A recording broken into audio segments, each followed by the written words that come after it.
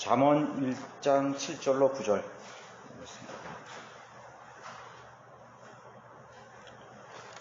잠언 1장 7절로 9절 이어서 하겠습니다.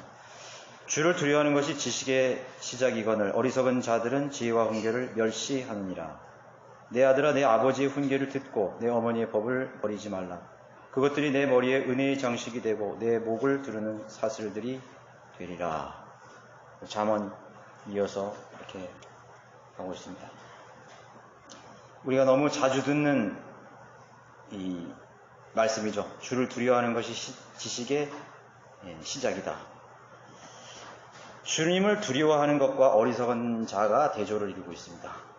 하나님을 두려워하는 자, 하나님을 두려워하는 자는 그 시작의 그 지식의 모든 기초가 하나님을 두려워하는 것에 기반되어 있습니다. 모든 지혜와 명철이. 그러나 어리석은 자들은 지혜와 훈계를 멸시하는 거예요. 하나님을 두려워하지 않는 것이죠. 얼마 전에 제가 우리 막내 꼬마가 자기 반 친구에게 이렇게 복음을 전했대요. 예수님 안 믿으면 지옥 간다 그랬더니 그 친구가 대뜸 하는 말이 그딴 거는 없어. 그렇게 받아쳤다는 그러는 것이에요. 그래서 우리 아이가 너 그거 안 믿으면 후회하게 될 거야. 아주 지혜로운 답변을 했죠. 그게 멸시인 것입니다. 그런 소리 집어쳐. 그딴 건 없어. 그것이 이제 멸시하는 거죠. 하나님의 복음과 하나님의 아들의 죽음을 멸시하는 것입니다. 우리가 복음을 전해보면 세상에 그런 사람들이 얼마나 어리석다는 것을 알 수 있고, 그러니까 하나님 말씀을 멸시하는 것이에요.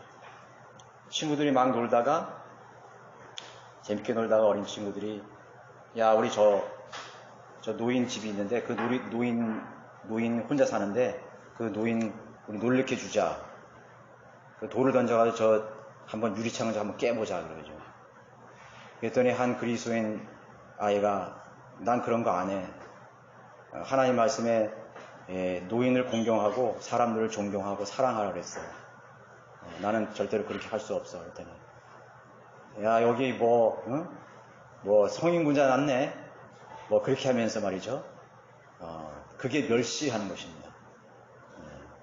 우리가 하나님을 두려워하는 사람, 하나님의 말씀대로 사는 사람들은 어린아이거든 청년이건 어디서든지 하나님 말씀을 멸시하거든요.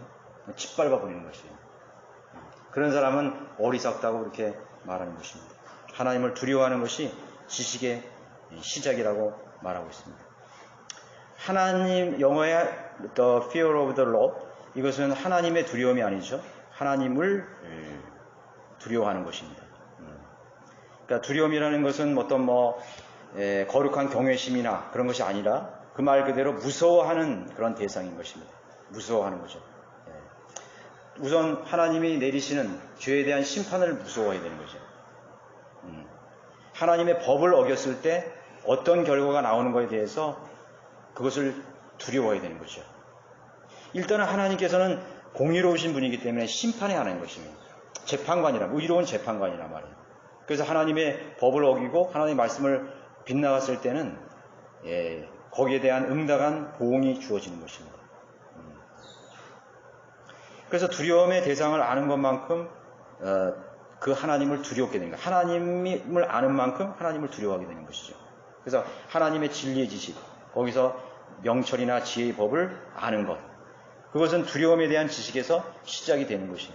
하나님을 첫 번째로 두려워하지 않는 상태에서 진리의 지식을 한다? 그러면 죽은 지식이 되어버리는 거예요. 그러니까 우리가 여기 우리 성도님 있는 교회 와서 성경도 공부하고 신학 공부도 하고 많이 했죠. 그렇지만 그 사람이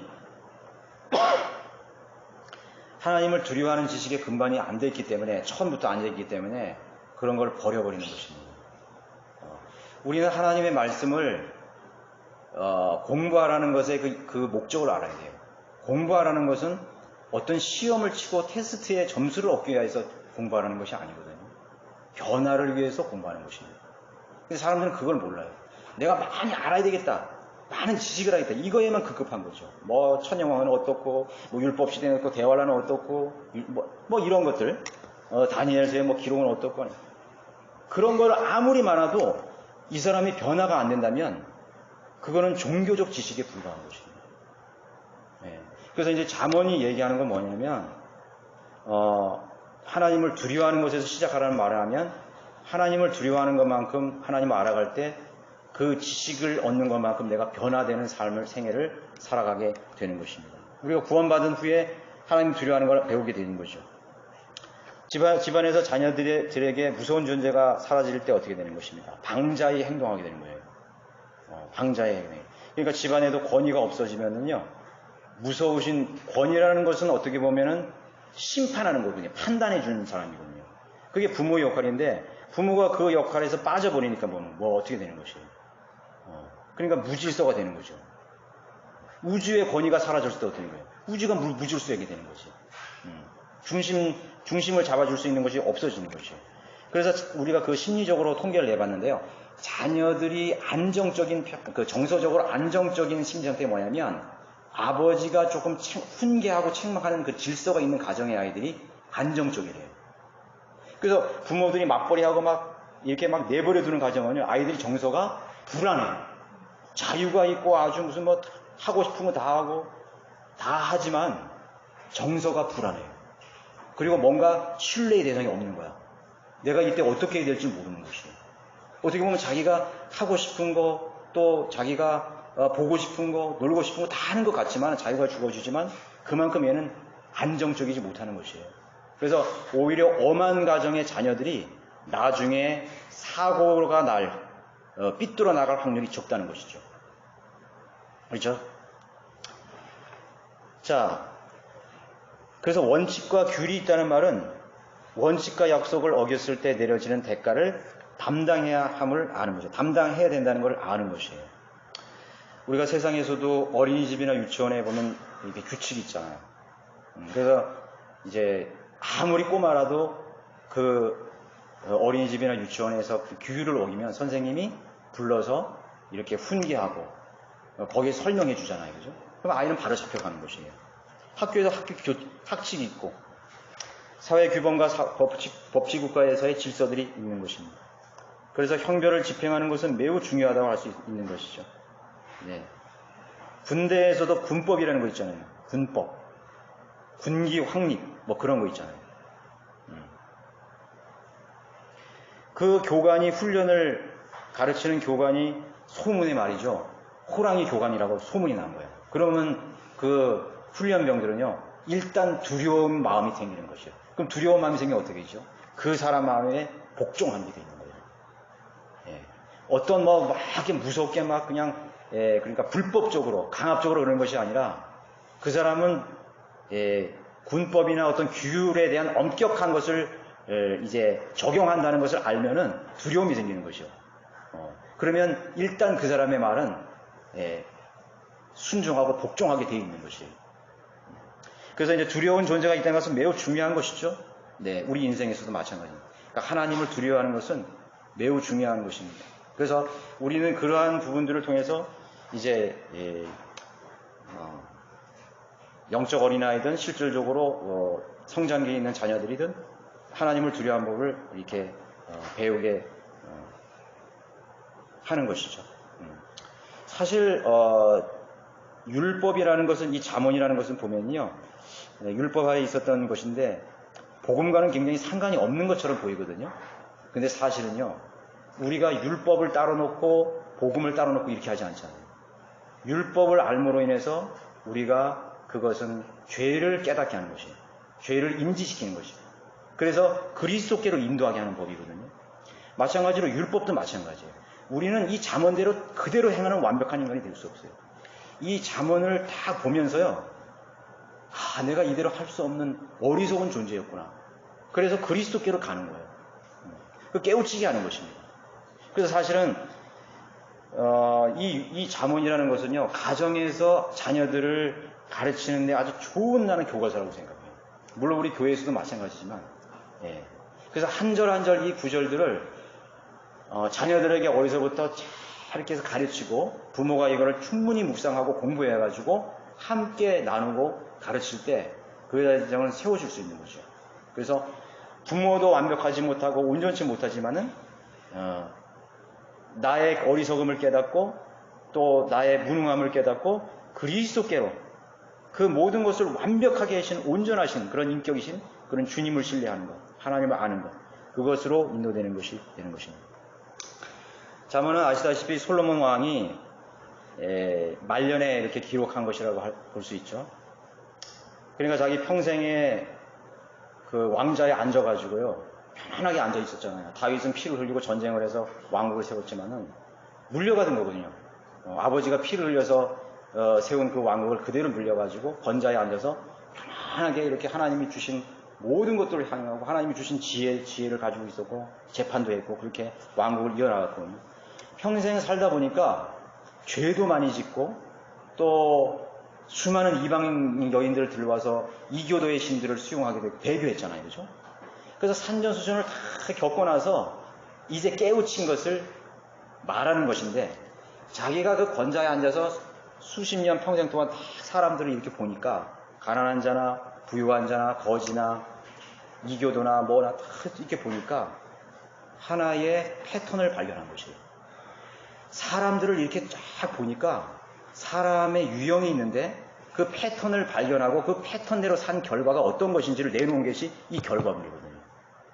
그래서 여러분 한번 보세요. 어떤 사람이요, 아우 나는 왜 이렇게 사람들이 나를 무시하지? 사람들은 나를 옥심여기지, 나만 보면 이렇게 욕하고 어떤 사람은 나를 때리기도 하고 말이요, 사람 취급도 안 해. 그런 사람을 한번 잘 보세요. 그런 사람은 다시 다른 사람에게 무시당할 만한 행동과 말을 해요. 그런 패턴과 유형이 있기 때문에 다른 사람이 그 사람을 무시해버리거든요. 한번 보세요. 뭐 술을 많이 먹는다든가, 뭐 이렇게 방탕한 생활을 하는 그런 그 사람의 생활 규칙, 패턴이 있거든요. 그 패턴 속에서 나오는 결과들이 있어요. 그리고 일반적인 그런 사람들의 그런 삶의 모습이거든요. 그런 결론들을 여기서 내놓은 것이라고 할 수 있는 것이에요. 그래서 가장 중요한 것은 뭐냐면, 하나님을 두려워할 줄 알고 하나님의 법을 준수하려고 했던 그 사람들의 삶의 패턴 속에서 나오는 것이 어떤 것이냐를 보장해주고 있는 것입니다. 그거를 발견한 것이에요. 그래서 자기 전도서에서도 자신의 그런 모든 삶을 다 살고 정말 하나님을 두려워하고, 그렇죠, 그의 법을 지키는 것이 인생에서 가장 중요한 것이다. 가장 행복한 복 있는 사람이다.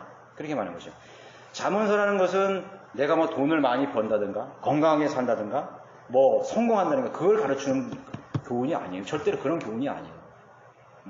그런 교훈이 아니라고. 자, 그래서 8절 보세요. 내 아들아, 내 아버지의 훈계를 듣고 내 어머니의 법을 버리지 말라. 내 아버지의 훈계를 듣고라는 말에서 이 히브리의 말에 우리나라 듣고, 그냥 단순히 듣는 것과 다르게 쉐마라는 그런 히브리어 말은 단순히 듣는 것의 차원이 아닙니다. 내가 듣고 몸에 체화되어서 그것을 순종하는 것을 듣는 것이에요. 내가 아버지 훈계를 들었다 그러면 내 생애에 몸에 체화가 된 것이에요.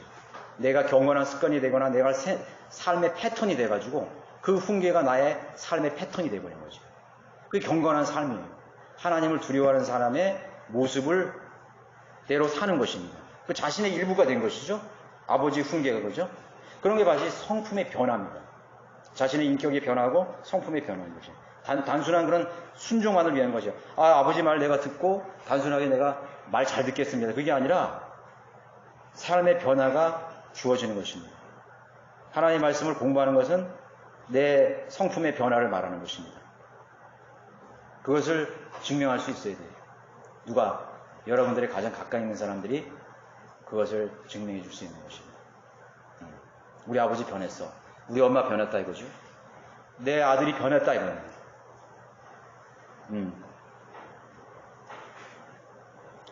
그래서 내 아들에게 줄 교훈과 가르침인 것입니다. 솔로몬의 아들은 르호보암이었죠. 르호보암은 배교하여서 낳은 아버지 결과예요. 아들을 잘 못 가르친 결과예요. 부정적인 삶의 결과로 통해서 얻은 교훈이죠. 때는 늦었지만은 후대에 있을 사람들에게 남겨줄 교훈을 한 가지 찾은 거예요. 그죠? 솔로몬이. 내 아들을 잘못 가르쳤기 때문에, 내 자식들에게 좋은 본을 남기지 못했기 때문에 실패한 내 아들 르호보암. 또 다윗 같은 경우는 압살롬이 있었잖아요. 반역한 경우. 좀 약간 다르지만은. 그래서 인간은 완벽하지 못한다는 걸 보여준과 동시에 그러한 부정적인 결과를 통해서도 한 가지 좋은 훈계를 우리에게 내가 실패했으니까 너희들은 그렇게 나의 전철을 밟지 말라고 알려주고 있는 것이죠.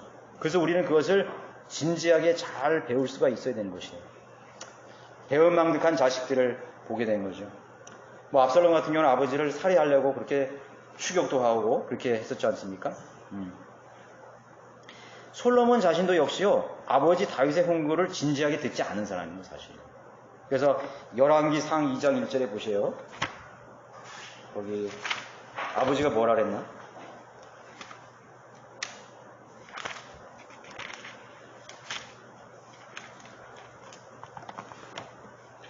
이제 다윗이 죽는 날이 임박하자 그의 아들 솔로몬에게 당부하여 말하기를, 죽기 전에 말하는 것이며, 내가 세상의 모든 자들의 길로 가노라.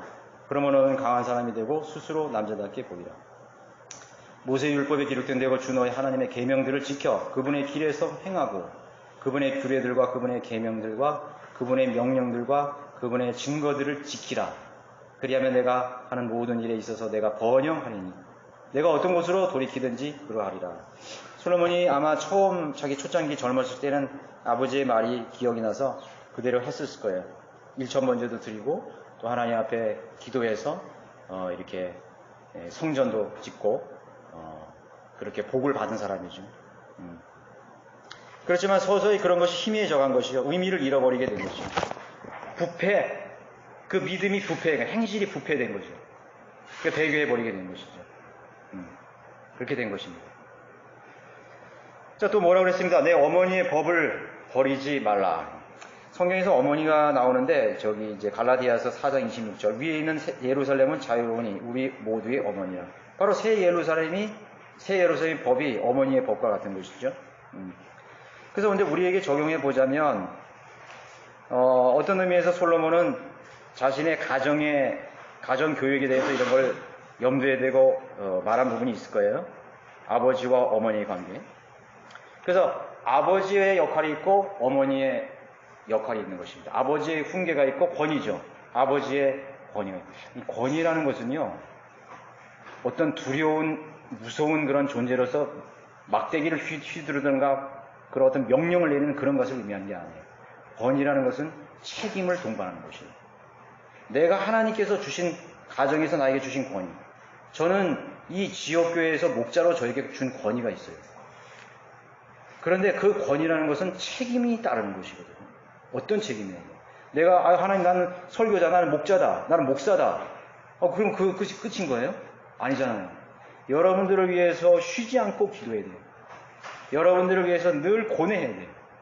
그래서 저는 여러분들의 이렇게 표정을 봐도 이제 느끼는 게 있어요.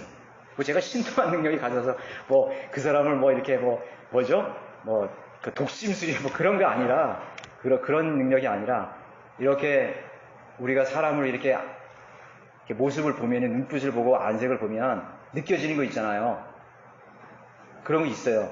그러면 이렇게 감이 와요. 이렇게 저 형제나 저 형제는 좀 약간 힘들구나. 기도 생활이 어렵구나. 뭐 이런 그런 행동이나 그런 걸 보면 좀 이렇게 감이 오잖아요. 그러면 거기에 따라서 기도하는 거예요. 그리고 그런 형제나 자매들을 내가 불러요. 오늘 식사 한번 하자. 그 분명히 문제가 있어. 와, 하나님 그렇게 하는 것이죠. 그러니까 그런 책임이 있는 것입니다. 그렇게 기도하고 또 이제 여러분들은 어떻게 보면 약물이잖아요. 그래서 저에게 맡겨주신 그런 책임이 있는 거예요. 권위가 있으면 책임이 있는 거죠. 뭐 알아서 하겠지. 그냥 내 깔려도 그런 게 아닌 것이죠. 너의 양들을 잘 보살고 소떼를 잘 돌아보라고 주님께서 말씀하셨듯이 그렇게 하는 것입니다. 또 여러분 가정에서 여러분 어머니나 아버지의 그런 위치가 있거든요. 근데 아버지가 그 가정에서 준 권위를 잃어버렸다 이거죠. 그 권위를 잃어버리면 아내나 또는 그 자녀들이 빠져버린 이 권위의 자리에 누가 있겠어요? 다른 것이 채워지는 것입니다. 이게 굉장히 무서운 일이거든요. 하나님의 말씀으로 가르쳐야 될 아버지의 권위가 사라지고 그 권위의 자리에 딴 것이 들어가는 것이에요. 그러면요, 와르르 다 무너져요. 아내도 무너지고, 큰아들도 무너지고, 작은 딸도 무너지고, 전부 다 무너져요. 어머니도 마찬가지예요. 어머니 역할이 빠져버렸다 이거죠. 그래서 여기 뭐 결혼 안 한 우리 형제자매도 있는데, 뭐, 무슨 사회적으로 뭐 육신적으로 조건이 좋다 이런 것이 중요한 게 아니에요. 내가 만약에 결혼을 해서 가정을 가지면 나는 이 성경적으로 좋은 엄마가 될 수 있는 거죠. 좋은 아버지가 될 수 있는 거예요. 그런 것을 생각해야 되는 것이죠. 나에게 맞고 안 맞고 그런 것도 중요하겠지만은 과연 저 배우자가 가정을 이뤘을 때 아버지의 역할을 잘 할 수 있는 그런 하나님을 정말 그런 그리스도의 인격으로 잘 성숙한 그런 그리스도인인가, 그런 것을 잘 기도를 해야 되는 것입니다. 그것이 준비 안 되면요, 갑자기 닥쳐서 할 수 있어요? 안 되는 거죠. 저는 그 기도가 가장 굉장히 중요하다고 생각하거든요. 내가 그리스도 안에서 하나님께서 나를 세워주신 그 아버지, 어머니의 자리에 대해서 내가 잘 준비하고 기도하는 것, 그것은 매우 중요하다고 할 수가 있는 것입니다. 그래서 아버지, 어머니의 양육은 평생 자신의 인생의 길을 인도하게 되는 것입니다. 그래서 이제 성경의 권위를, 성경 하나님의 말씀의 권위를 떠난 그런 권위는 사실 그 부패한 권위예요. 하나님께서 나에게 권위를 줬다 그러니까 자기 기준으로 막 휘어잡는 거야, 가정도. 내 말 무조건 복종해. 그거 아니에요. 절대로 그거 아니라고요. 하나님께서 그 사람에게 준 권위, 저에게 하나님의 말씀의 범위 안에서 나에게 준 권위예요. 그 것 이상을 제가 행사할 수 없어요. 내가 그것을 넘어서 행사를 한다면 부패한 그런 목자가 되어버리는 거죠. 타락한 목사가 되어버리는 거죠. 똑같은 것입니다. 그래서 어머니의 그런 법이라는 것은 어머니의 우리가 법이라 그러니까 어떤 무섭고 딱딱한 것처럼 생각이 되지만, 우리가 성령의 생명의 법이라는 것도 있잖아요. 또 사랑의 법이라는 것도 있잖아요. 그러니까 아버지는 어떤 훈계의 하나님의 법으로 가르치고, 어머니는 사랑과 생명의 법으로 자녀를 양육하는 것입니다. 새 예루살렘은 우리 그리스도인을 교회를 품잖아요. 하늘에 있는 새 예루살렘이 우리 어머니라 품어서 닭이 병아리를 품는 것 같이 품는 것이에요. 그래서 그리스도께로 신부로서, 단장한 신부로서 어린 양에게 인도를 하는 것이에요. 단장한 그 신부 같더라, 그렇게 말하는 거죠. 그 어머니가 할 일은, 어머니의 법이라는 것은 그런 사랑하고 또 하나님의 말씀으로 아껴주고 양육하는 그러한 것이 어떤 법처럼 돼서 그 사람의 일생에 따라다니는 것이에요. 저도 사실은 뭐 젊을 때 막 이렇게 뭐 또 어떻게 보면 방탕하게 살았을 수도 있어요. 그런 것이. 뭐 술도 마시고 막 또 담배도 막 피워보고 혼자 막 이렇게 막 혼자 나가서 살면서 그렇게 막, 물론 긴 시간은 아니었어요. 그러니까 학교 다닐 때 젊은 20대 그 초반에 그렇게 막 살자 막 이런 식으로 막, 나는 그렇게 막 살자는 생각은 안 했는데 다 그렇게 사니까 그렇게 막 뭐 그 당시에 대학가의 그런 분위기라든가 그런 게 다 그랬잖아요. 그러니까 그러는데 내가 어렸을 때 그 어머니가 나를 양육하고 나를 이끌어 주셨다는 그런 패턴이 있잖아요. 나에게 준, 아버지가 줄 수 없었던 그 아버지의 빈자리를 어머니가 또 메꿨는데, 그래서 하나님 말씀으로 나를, 물론 개혁 성경이지만 그렇게 나를 이렇게 기도하고 또 인내와 오래 참음과 그런 것으로 나를 기다려주고 참아주고 했던 그런 부분들이, 그 모습들이 나에게 떠오르는 것이에요. 그러니까 그거 내가 막 방탕하고 막 빈당할 때도, 내가 여기 있어야 될 자리가 아닌데, 나는 여기에 이런 것을 해서는 안 되는데, 그런 것이 오히려 나를 더 괴롭게 만들더라고요. 고뇌하게 만들더라고요. 심지어는 막 술에 막 떡이 돼가지고 비틀거리면서도 나중에는 어떻게 기어가지고 무슨 교회를 갔어. 그러니까 뭐 부끄러운 일이지만은, 근데 그런 적도 있는 것이에요. 예. 그래서 하나님을 그래서 찾았던 것 같아요. 야, 하나님, 내가 들어갈 자는 어머니가 나를 양육했던 방법, 어머니가 내가 당부했던 것, 내가 내 아들이 간절히 그렇게 되기를 원하는 그런 그 바람이 어떤 법처럼 나에게 주어져서 그 길을 내가 잊어버리지 않은 것이죠. 그래서 이제 그런 부분이 있다 보니까 이제 하나님께서 나를 찾아와 주시고 또 구원받게 되는, 진리를 찾고 구원받게 되는 것이죠. 아무튼 우리가 적용을 하자면 그렇게 되는 것이에요. 그렇지만은 또 우리가 이 가정이 여러분들이 그런 크리스찬 가정이 아니었다 할지라도 나를 위해서 훈계해주고 나를 붙잡아 주려고 하기 위해서 여러분들에게 다가왔던 사람들이 분명히 있을 거예요. 그러니까 하나님은 그런 채울 수 없는 그러한 부분들을 그런 사람들을 통해서 나를 인도했단 말이죠. 그건 뭐 주일학교 선생님이 될 수도 있어요. 아니면 뭐 그 교회 목사가 될 수도 있고, 그렇죠? 또 아니면 뭐 친구가 될 수 있고, 그렇죠? 신실한 친구가 될 수 있고, 선배가 될 수 있고, 그런 그 자리를 하나님께서 허락하셔서 인도해 주신다는 거죠. 우리가 좀 확대해서 이렇게 적용해 본다면 그렇게 하는 것입니다. 그래서 아버지의 훈계라는 것은 사실 성령님의 훈계예요. 말씀의 씨로 나오신 그 아버지의 씨잖아요, 그죠? 그러니까 성령으로 통한 하나님의 말씀, 성령의 훈계라고 볼 수가 있는 것이죠. 영적으로 보면요.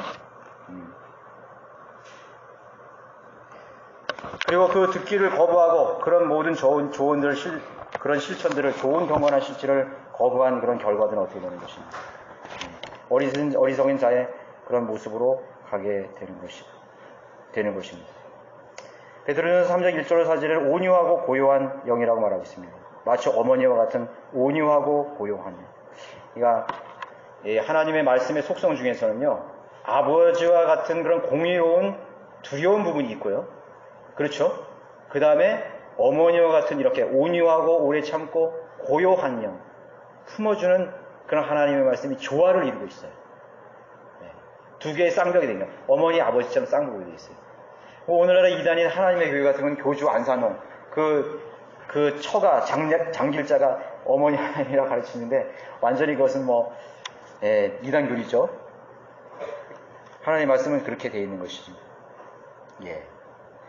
그래서 우리는 여기 한 두세 구절 이렇게 봤지만은 우리는 이 잠언을 통해서 계속 살펴보겠지만 모든 인생에는 일반적인 그런 패턴이 다 있어요. 그래서 우리가 유유상종이라고 그러잖아요. 그래서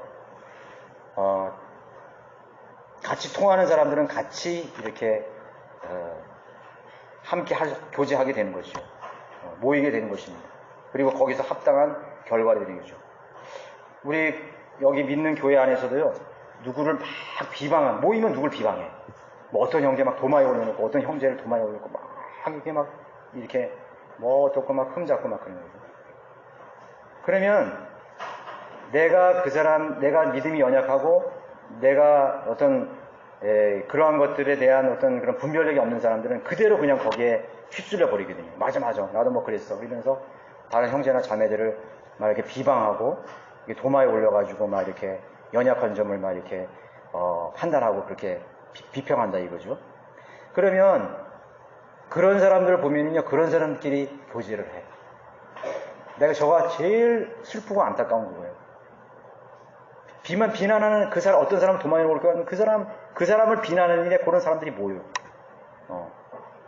그리고 누가 낯선 사람이 딱 가면 그 말을 딱 멈춰. 그럼 그런 말을 들었을 때는 그런 분위기를 보면 너무 가슴이 아파요. 이 마귀가 완전히 사람들을 다 사로잡아가지고 말이죠.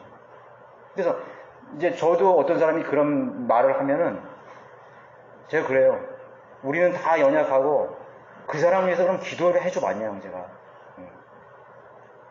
다 연약하고 세워줘야 되는 그런 것인데 너희들은 서로 세워주라 그랬잖아요.